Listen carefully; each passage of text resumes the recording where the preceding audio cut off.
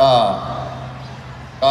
ในการกล่าวรายงานของท่านผอ.สุนิสาบัวดงนะครับก็ถือว่าการจัดงานครั้งนี้ก็ให้บรรลุวัตถุประสงค์นะครับแล้วก็ทางเขตพื้นที่ก็จะให้ความร่วมมือกับโรงเรียนร่วมมือกับกรรมการสถานศึกษาแล้วก็ร่วมมือกับโรงเรียนในเขตพื้นที่บริการเพราะว่าในช่วงนี้นะครับโรงเรียนในสังกัดของเขตประถมศึกษามหาสารเขต3ก็ได้ร่วมด้วยช่วยกันในเขาเรียกว่าอะไรนะมหาสารคามการศึกษาเป็นหนึ่งก็คือทั้งเขตพื้นที่มัธยมเขตพื้นที่ประถมทั้ง3เขต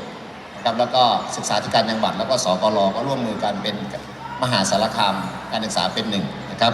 ก็บัดนี้ได้เวลาสมควรแล้วกับผมขอเปิดโครงการเปิดบ้านวิชาการ Open House นะครับโรงเรียนของไร่ศึกษาณบัดนี้ครับขอบคุณครับ